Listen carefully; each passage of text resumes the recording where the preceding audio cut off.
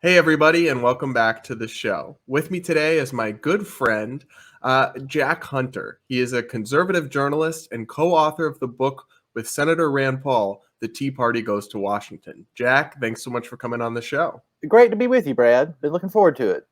Yeah, I know. I've talked to you about this podcast for a long time, and I've always had you in the back of my mind as somebody I had to have on the show. We're friends outside of work, but also we're very much on the same page on most political and policy issues. But the reason I decided to have you on this week is because of your recent long form essay that you published in the American Conservative about how libertarian thought and free market policy can adapt and respond to the populist moment we're in to actually create a winning coalition for the GOP. It was a really fascinating essay. The link to it is going to be in the description for people to read after they finish this episode. But I think I just want to lay the groundwork for it.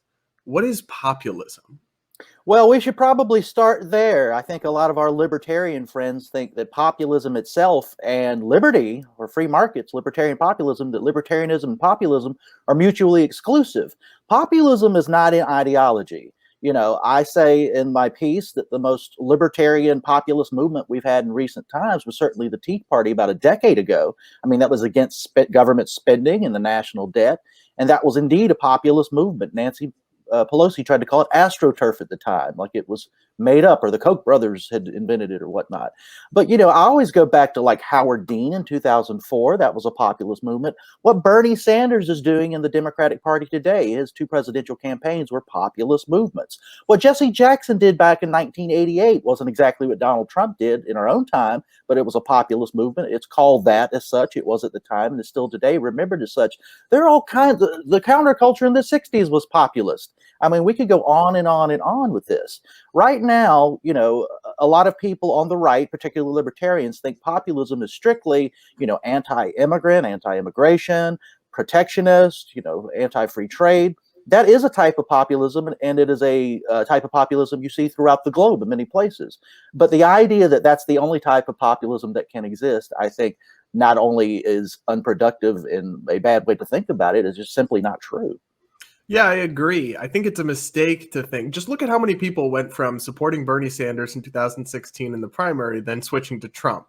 A Right. lot of populist voters are not deep-seated policy analysts with firm views on tariff rates and immigration levels. What they are is somebody that feels like the establishment has let them down. Like Right. the concentrated powers in our society, big tech, big government, big business, are being used to perpetuate the interests of an established and elite class, not to help them. That's how they feel. I feel like Right. populism is more of a sentiment than an ideology. Populism, if you had to give it a proper definition, is the little guy fighting back against the big guy.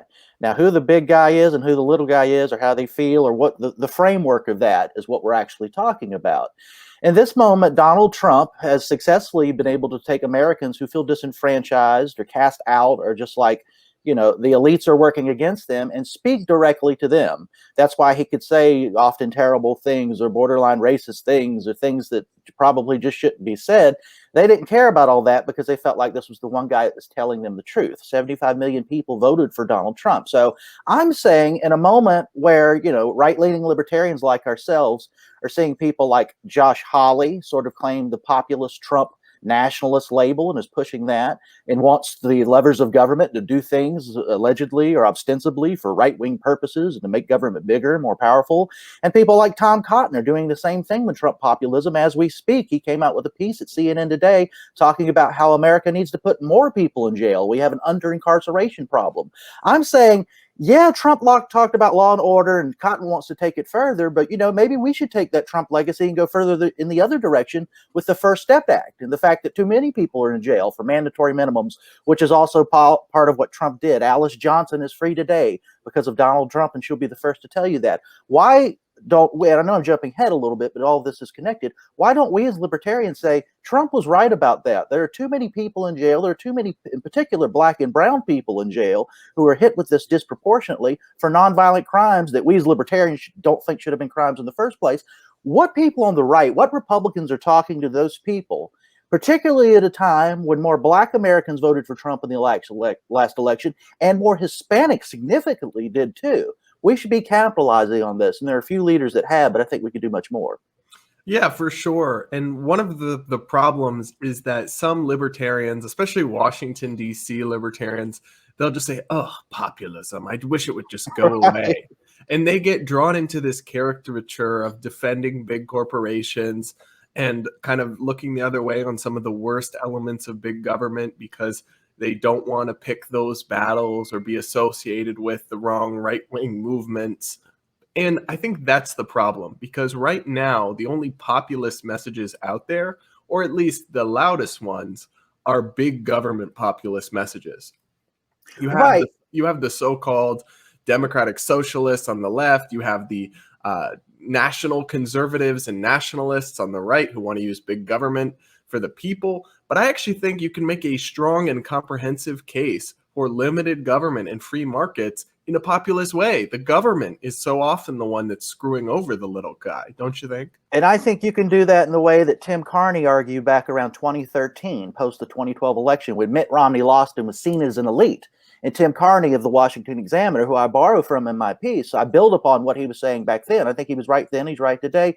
And you're right, Brad. I mean, coming out of these COVID lockdowns, I think there's a lot to talk about how government has destroyed businesses and people's jobs. I mean, in an immediate sense, forget about the cronyism. And, I began my piece within January, the whole Reddit situation with GameStop and them sort of rigging the system. So there's so many examples of the big guy. Once again, this is populism, having a target on the little guy and the little guy feeling that way. Most importantly, we need to speak to that. As far as people, some of our friends not liking being populist, I think a lot of that is, putting fashion instead of function. We should care about function and being effective and talking to people where they're at.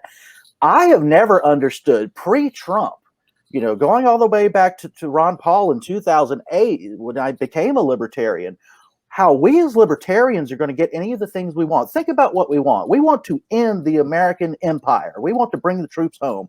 So you got to take on the Pentagon and that structure, right? Is some person at the Pentagon going to help us with this? Or is it going to be a populist uprising? We want to end the drug war, and it's going in that direction, thankfully. But was it public pressure from the bottom? Or was Kamala Harris and Jeff Sessions working together to make this happen? No. You see what I'm saying? It's going to have to be grassroots up, making politicians do things they wouldn't have done otherwise. And that's how do you do that without populism? I don't get it. Yeah, and you have to convince people that the issues that actually are hurting them can be traced back to big government, because right now they unfortunately don't see the ways that the problems are caused by big government, and they think that's the solution. But in reality, so many of the ways, look at the way that lockdowns crushed businesses, and yet at the same time, the stock market and big corporations are thriving. Look at the way that Amazon is aggressively lobbying for a $15 minimum wage because it knows it will bankrupt its small business competitors and leave them with even more of a monopoly than they're already amassing. Look at the way that many big tech companies are actually lobbying the federal government for more regulations because they know that that will lock out competitors who might displace these really woke and toxic semi-monopolies. So I guess to focus on economics in terms of the populism, so-called populist economics, oftentimes from the right, sounds like Bernie Sanders or Elizabeth Warren with some of the things they want big government to do. But I think you can make an economic message that's populist, that's all about limiting government and opening up markets. I think that's right. In my brief exchange with Tim Carney for this piece, I just wanted his ideal and where his mind was about libertarian populism, 7 or 8 years later, and big tech in particular. He was like, don't give them the regulations they want and the subsidies. And those are things that people don't even think about. Before we get to more government action that could be used by Democrats down the road or right now, why don't we talk about things like that? I think you're absolutely right. I don't think the average American understands the degree, and maybe business people do a little bit more just than somebody who's an employee, how much big business works in tandem with government to squeeze out the little guy. We as libertarians or conservatives or just free marketeers, however you want to look at it, should be talking about this more. One of the things I like that Rand Paul did in 2016 when he ran for president, that didn't go very far, but he was going into black barbershops and talking about the weave regulations. Do you know what I'm talking about? Yeah, I do. They have these high fines or whatever the hell they have to pay to the government. It's extortion, basically. But, you're a woman who knows how to braid hair, then learned it from her mother, who learned it from her mother. You have to get some sort of exorbitant license that costs too much and a gazillion hours of schooling that other trades don't have to do for some arbitrary reason. Go and talk to them and be like, hey, I'm a Republican. I'm for small government. I'm going to get rid of that. Or I'm going to work with your local officials to help get rid of that. We're going to talk about it. That might work. I think there's a myriad of ways that we could talk to people in ways that maybe a handful of libertarians have that Republicans don't. That more can be shown the way, more can lead that way. We just have to sort of set the agenda, I guess, which is what my piece is about. Yeah, and one of the things you mentioned in your essay that I want to break down a little bit is the fact that, and this is quite a narrative busting fact, right? But President Trump actually improved significantly on the Hispanic and Black vote, particularly with Black men. And that's despite his history of saying very questionable things about race that all of us, I think, or many of us would say shouldn't have said that and really not great. But just the sheer fact that the left has become so identitarian, so toxic, so woke, and increasingly socialist in the mainstream of the Democratic Party, that combined with the pre-pandemic results of the economy under Trump saw him, I think, achieve significant gains with minority voters. Some people respond to that, some populist people, and say, well, then the GOP needs to be a working class party. And then they say, so to do that, let's embrace more big government, labor subsidies, or conservative senators have introduced proposals to increase the federal minimum wage. But I think that's the totally opposite direction. But then I guess the question is, how do you sell that free market, limited government message to a very important block and growing of minority voters who might consider Republicans? Absolutely. It was probably been about a month now that, and I can never remember his name, I think it's Drozer, but he was a progressive pollster, really got into the weeds on this, and I included some in my piece at the American Conservative on this subject. And he was trying to figure out why Donald Trump received more of the Black vote in 2020 than it did in 2016, and such a significant jump with Hispanic Americans. So the one crossover issue for both groups was the far left, the woke left, defund the police, and all of these slogans. It turns out that Black Americans do want to talk about police brutality and their unique and often worse experience than people who look like you or I, Brad. They want to talk about that. But they also want to call the police if something bad is happening. So that didn't register. They want to be safe in their neighborhoods, a lot of which are not safe, and they have the problems with the police. That doesn't mean they don't need the police. I think there's an area for libertarians uniquely to talk about this in ways that a Tom Cotton nationalist could not and would not and doesn't want to. And people on the left who are sort of attached to the Antifa woke mobs or whatever don't want to, because that's their left flank and they don't feel politically like they can do that. I quoted Jonathan Capehart, an African-American journalist at the Washington Post, in my piece, and he's quoting some Antifa kid who got picked up in Seattle or something, and the kid's saying something like, "My black and brown brothers and sisters, I will fight with you." And he said, "No thanks," basically.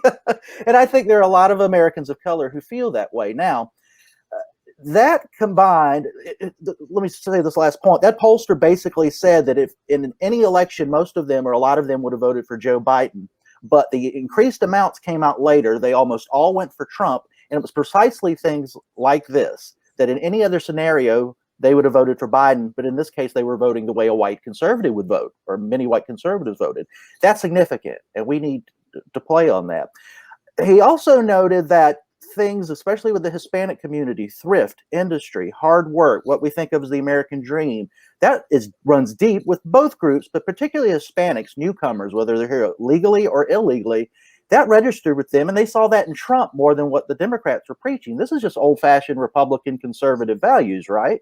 So you double down on that stuff. We're not as far apart as we think culturally, and a lot of these things, I say in the piece, if we pitch to people who are outside of our circles, and we're talking about minorities right now, the big government harms you in all sorts of ways that even white Republicans might not be thinking of, but should, you could make even more inroads. I think that the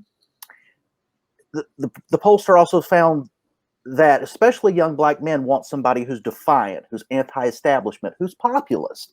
and that was a determining factor. You take out the BET president also said that Black Entertainment Television expressed a similar sentiment. If you could tie all this together, we've got a lot to work with. At the same time, Tom Cotton and nationalists are saying we need to throw more people in jail, not talk about the First Step Act. And in fact, the First Step Act was bad. And then they make up the lie about George Floyd dying of fentanyl instead of getting his neck crushed, which we learned in court this week. That is what happened. But you see what I'm saying. Those are the forces in play. Yeah, I do, for sure. And I think there was such an opening in 2020 on criminal justice for somebody willing to say something sensible that you can say, if you could say two things at once, there was a huge market here. One, police brutality is a real problem and it's bad and horrible, and what happened to George Floyd is. And here are some reforms like qualified immunity and like no-knock warrants that we're going to do to limit the deadly power that police have sometimes abused. But at the same time, we're not going to defund the police. All cops are not bastards. And we're not going to downplay or look the other way about rioting and looting. It seemed to me that on the left, everybody said the things about the police, but they took it too far, and then they wouldn't condemn rioting and looting, or they'd condemn it very quietly and then not mention it again. And that was really devastating. Widespread rioting and looting. People were killed. Businesses were ruined. But then on the right, people were like, nothing to see here, folks. We're not going to support any reforms. Oh, George Floyd, that was bad. But bad apples, good system. So it just seemed to me like nobody gets it. And if somebody could, there must be huge demand for that sensible message, just not among this crop of politicians.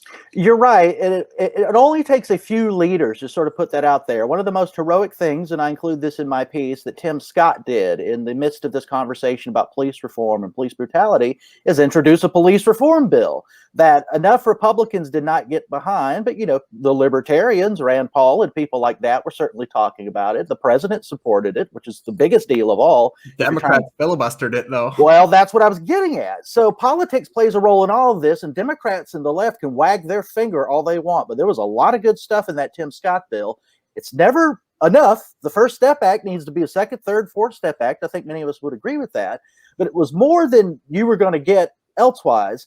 And it was the first time Republicans had put a big foot forward on that issue. And Democrats cared more about not giving ours a win than that reform. They're full of it. So they're hard to take seriously. I honestly think this reform needs Republican cooperation or even inspiration, that we need to put it forward first to get any of this done. I think Grover Norquist used to say when he was doing Right on Crime and talking about prison reform back then, he's like, the left doesn't have any credibility on these issues. That might be worse now after this last summer. It has to be the right, the party of law and order, to say, hey, here's some problems. Let's get it done.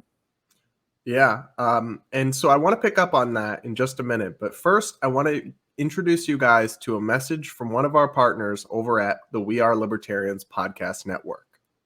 Our goal at the Chris Spangle Show is to help you sound smarter while talking with your friends.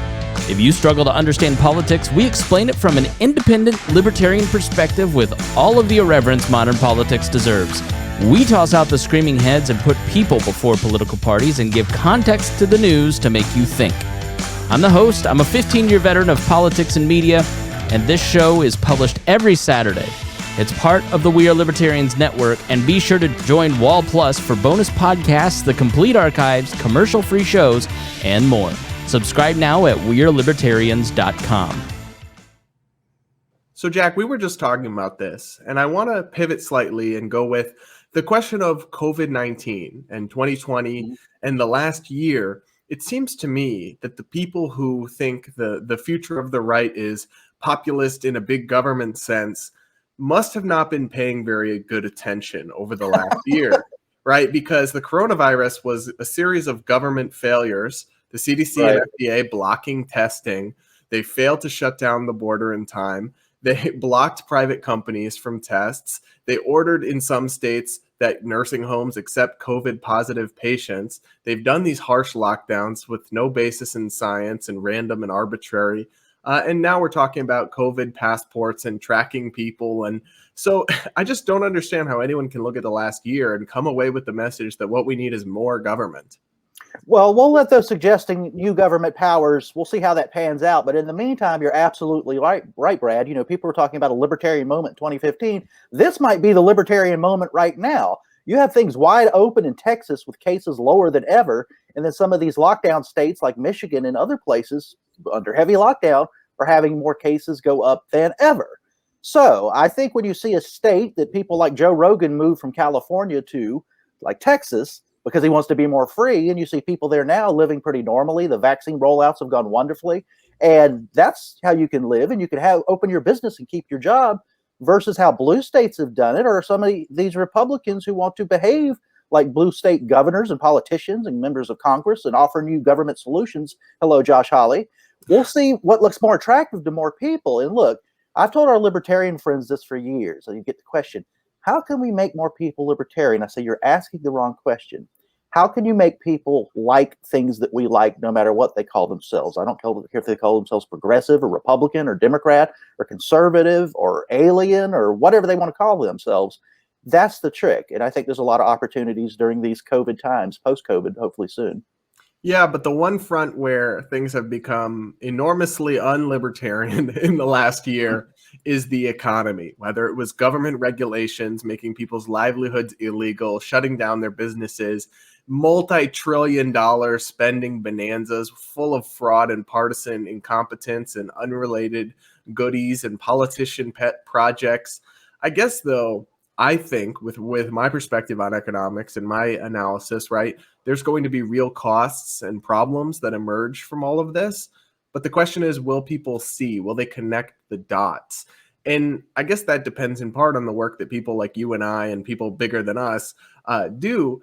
But isn't there an opening here with this runaway spending, this total big government corporatist approach that they're taking under the Biden administration and everything they did under COVID for a Tea Party 2.0 in terms of fiscal restraint and free markets coming back to the forefront?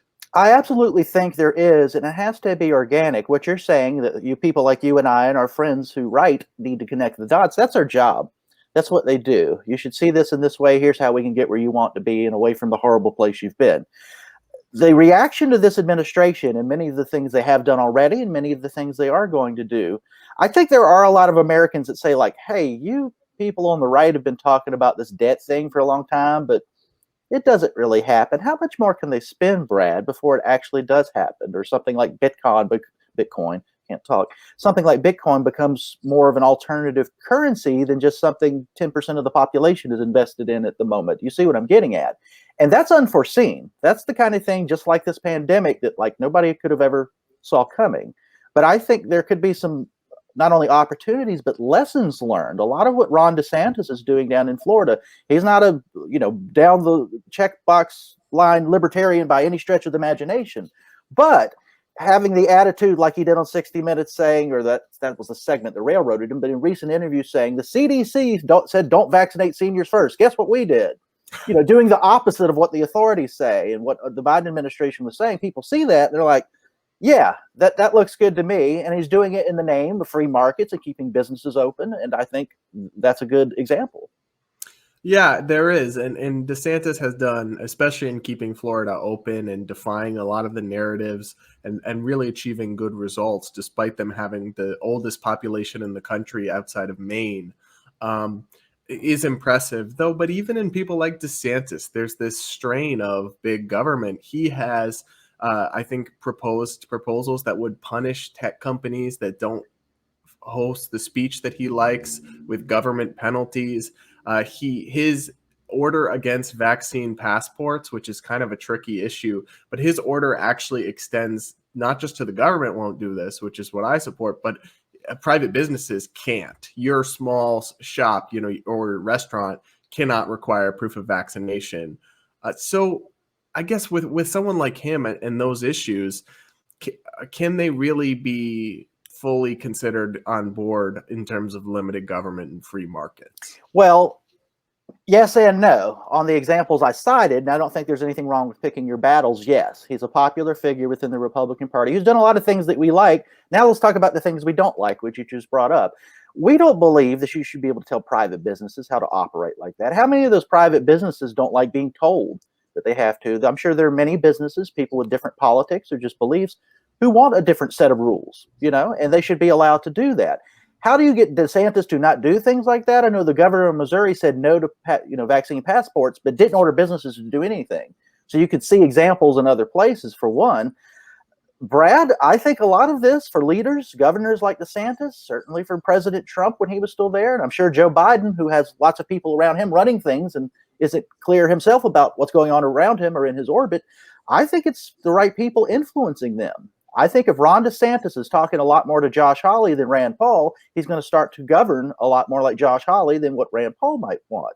I'm still convinced to this day that we might have boots on the ground in Iran, and we certainly would have bombed Iran if not for the influence of Senator Paul on Trump and the influence of Tucker Carlson on Trump. I believe both of those things, and I've talked to many people who also believe them. So who's around a popular leader's circle, has influence, is going to have a lot to do with it. And that's why it's important for libertarians to make our arguments in populist ways, which is where all the energy is right now. And he's certainly a populist governor, I would argue.